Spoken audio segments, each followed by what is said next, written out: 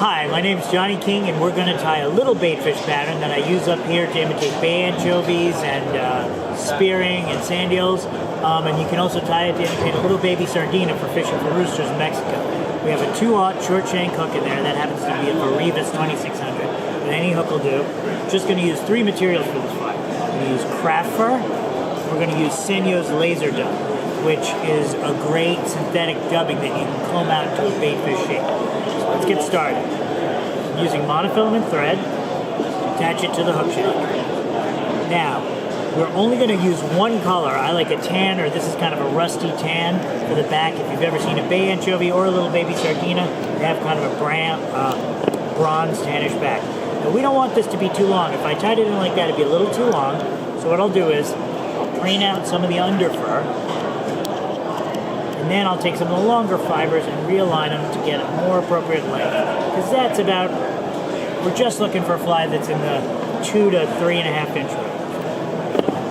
We will now tie this on the hook shank, and just like with a lot of the other flies I've demonstrated for James, Why so much?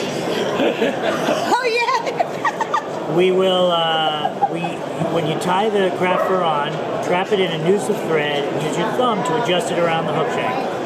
Craft fur is stuff that naturally tapers, so that's about the right shape. So now we just need to make the head of the fly. That's it for the tail. I'm going to use 2 colors. We have dark tan. What this is called, I think this is called baitfish or minnow belly. It's just some white material with a little silver flashing.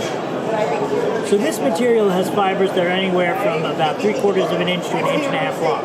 What you do is you align it, and then we're going to V-tie it on the bottom of the shank like this. We're going to take it, tie it crossways, just do 1 or 2 wraps, fold it back around the other side of the shank. If you see that, bind it down with 1 or 2 slips, 1 or 2 wraps of thread.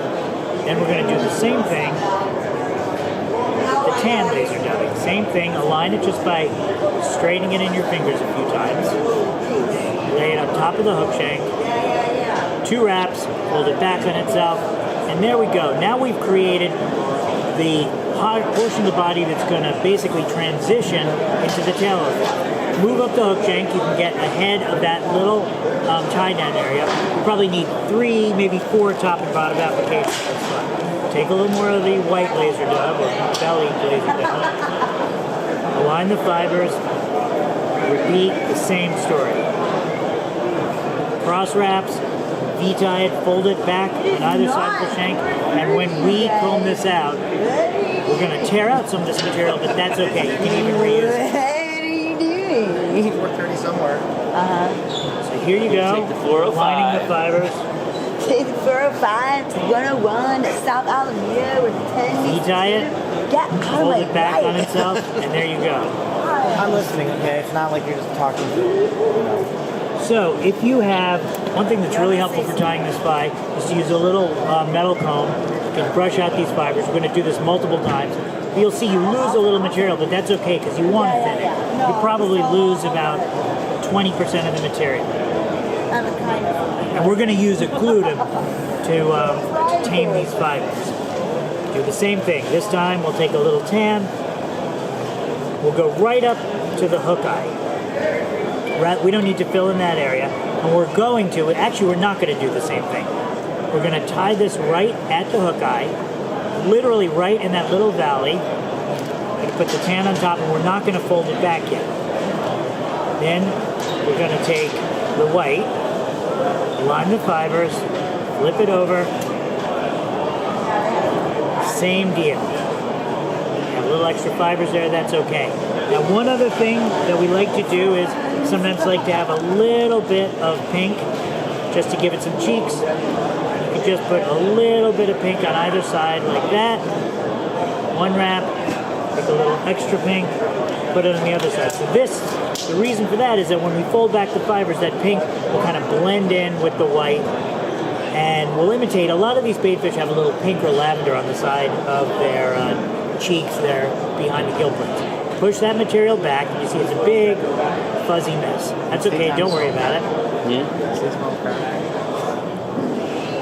All you need to do is post that back.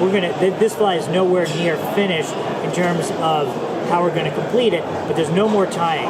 Do a whip finish. Because we're using mono thread, I recommend you do multiple whip finishes. That's 2. I might even do a 3rd. There you go. Snip that out. So that's the body of the fly. Now what we're going to do 2 things. We're going to comb all this hair back. Like I said, you're going to tear some of it out when you do that, but that's okay. You can even comb it this way to thin out the material. But this material gets it sinks very well, and it gets extremely translucent in the water. Like I said, I originally tied this for albies, but I have found that it works really well even for trout.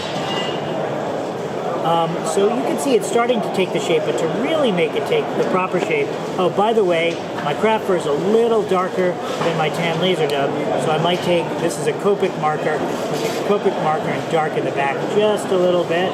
Give it a little bit, you can draw that along, make it blend in a little better. And both for the little baby sardinas and even for bay anchovies, having that sort of dark brownish, deep tan, even rusty tan back, really helps. So now we're going to use a material called liquid fusion. This is a glue. You thin it with water. And I put in a little brush bottle. Here's what you're going to do. You're going to basically paint this fly into shape. You're going to see that a lot of that sort of fluffiness of the fly is going to disappear as we coat it down. Now, unlike a bay anchovy, a little sardina has like a little belly on it, right? It's a little deeper body fly. So we'll keep that there.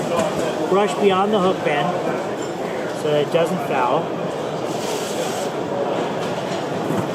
You can even wet your fingers, or I don't have any water here. Just draw that back a little bit, and already that has taken the shape of a proper bait fish. You let that material dry. That liquid fusion will create like a skim coat. I didn't put enough on to get saturated into the material, but let it dry, and then you can trim it if you have a little extra fibers. You can trim it this way, create the dorsal surface of the fly, glue on some eyes, coat it with a little more liquid fusion, and you're done. And that is basically how you tie the hoo fly. Do you want me to What do you call the fly?